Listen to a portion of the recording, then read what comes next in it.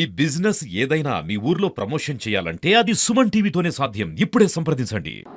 సమాజంలో ఉన్నటువంటి పేద బడుగు బలహీన వర్గాల అభ్యున్నతి కోసము, విద్యా వ్యాప్తి కోసము, మహిళల హక్కుల కోసము పోరాడినటువంటి మహాత్మా జ్యోతిరావు పూలే గారి జయంతి పురస్కరించుకొని వారిని స్మరిస్తూ వారికి నివాళులు అర్పిస్తూ మరి ఈరోజు ఈ ప్రెస్ మీట్ను ప్రారంభించబోతున్నాం.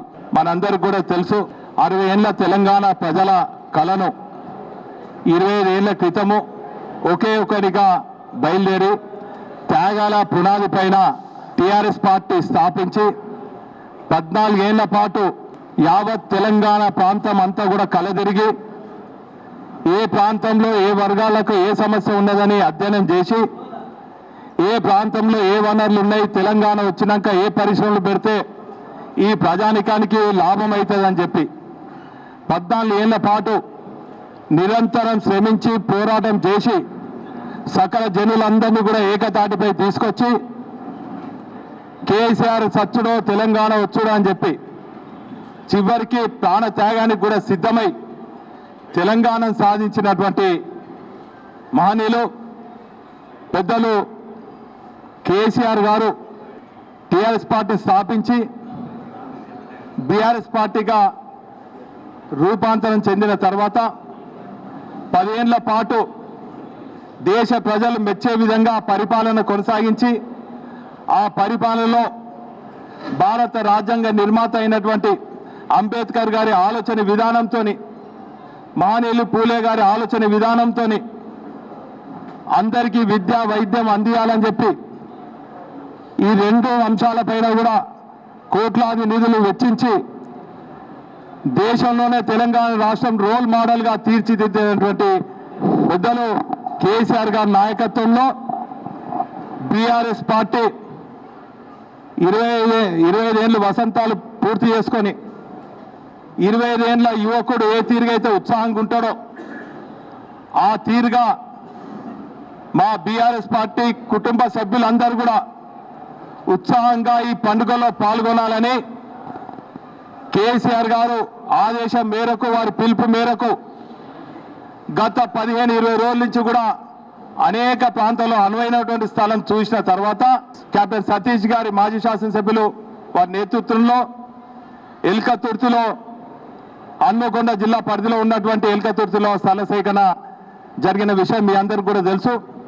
స్థల సేకరణలో స్థానిక రైతాంగం కానీ స్థానిక బీఆర్ఎస్ పార్టీ నాయకులందరూ కూడా స్వచ్ఛందంగా సహకరించినందుకు వారందరూ కూడా మీ ద్వారా ధన్యవాదాలు తెలియజేసుకుంటూ గత 15-20 రోజుల నుంచి ఉమ్మడి వరంగల్ జిల్లాకు చెందినటువంటి మా ఎమ్మెల్సీలు అయినటువంటి శ్రీనివాస్ రెడ్డి గారు అయితేనేమి, రవీందర్ రావు గారు, అదేవిధంగా పెద్ది సురేషన్ రెడ్డి గారు, మదన్న పల్ల రాజేశ్వర్ రెడ్డి గారు, మాజీ మంత్రివర్యులు దయాకర్ రావు గారు, సత్యవతి రాజు గారు, అదేవిధంగా ఉమ్మడి వరంగల్ జిల్లాకు చెందినటువంటి ప్రజాప్రతినిధులు, మాజీ చైర్మన్లు అందరం కూడా సమిష్టి నిర్ణయంతో గత కొన్ని రోజుల నుంచి కూడా బ్రహ్మాండంగా ఆ స్థల సేకరణ విషయంలో అనుకోండి ఏర్పాట్ల విషయంలో నిమగ్నమైన విషయం మీ అందరికీ కూడా తెలుసు. అందులో భాగంగా వేలాది వాహనాలు సమకూర్చుకోవడం జరిగింది.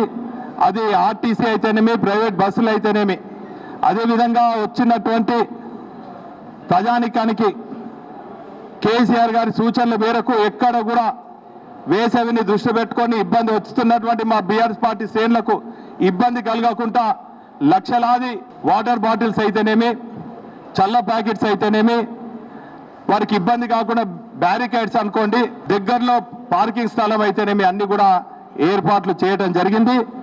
ఇప్పటికే తెలంగాణ రాష్ట్ర వ్యాప్తంగా నియోజకవర్గాల సమీక్ష సమావేశాలు, సన్నాహక సమావేశాలు కూడా నిర్వహించుకోవడం జరిగింది. అదేవిధంగా గత వారం నుంచి కూడా మా డివిజన్ల వారీగా మేము కూడా సభలు సమావేశాలు నిర్వహించుకోవడం జరిగింది.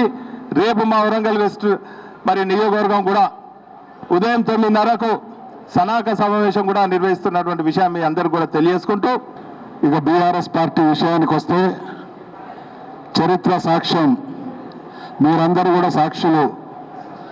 టీఆర్ఎస్ పార్టీని స్థాపించినటువంటి తొలినాళ్ళను గుర్తు చేసుకుంటే ఆ రోజు ముఖ్యమంత్రిగా కొనసాగుతున్నటువంటి వ్యక్తి ఇది మకలో పుట్టినటువంటి పార్టీ పుబ్బలో మాయమవుతుంది అనేటువంటి మాటలు మాట్లాడినటువంటి పరిస్థితి నుండి పట్టుమని 10 స్థానాలు మీరు గెలుచుకోలేదు, తలకాయ ఎక్కడ పెట్టుకుంటారు అనేటువంటి అహంకారపూరిత మాటలను విన్నాం.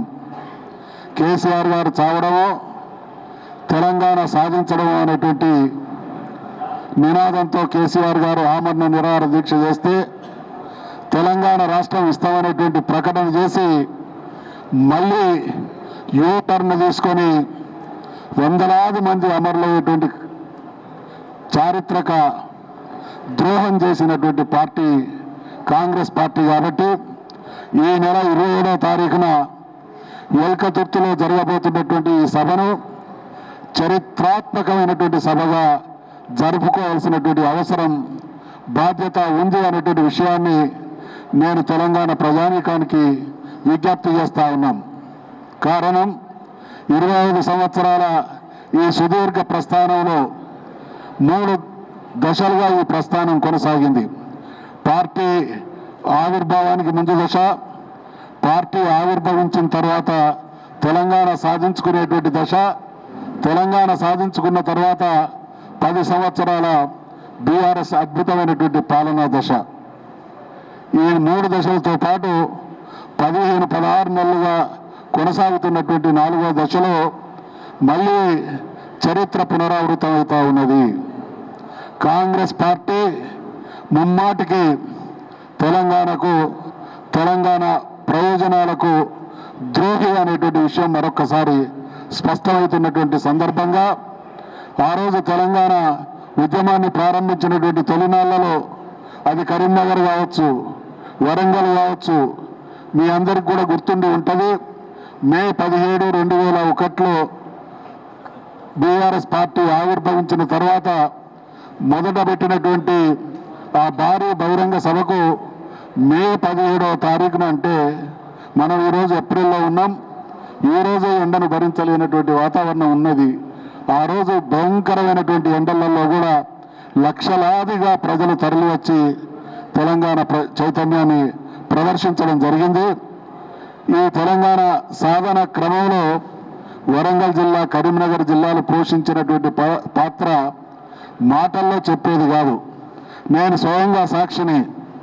ఒకనాడు ప్రధానమంత్రిగా ఉన్నటువంటి దేవేగౌడ గారు హనంకొండలో జరిగినటువంటి ఆనాటి సింహగర్జన కార్యక్రమానికి హాజరైనటువంటి సందర్భంగా ఆ మీటింగ్ను చూసిన తర్వాత వారన్న మాటలు ఏంటంటే, నేను 40 ఏళ్ళుగా రాజకీయాల్లో ఉన్నా, కానీ ఈ 16 మాసాల కాలంలో ఏ ఒక్క హామీని కూడా అమలు చేసినటువంటి పాపాన పోలేదు. అణచివేతలు, కుట్రలు, మోసాలు అడుగడుగున హాహాకారాలు కొనసాగుతూ ఉన్నాయి. ఈ హాహాకారాల విషయానికి వస్తే అది హైడ్రా కావచ్చు, లఘుచర్ల కావచ్చు, ఈరోజు హెచ్సియు కావచ్చు, స్కీములు అందినటువంటి ప్రజానీకం కావచ్చు.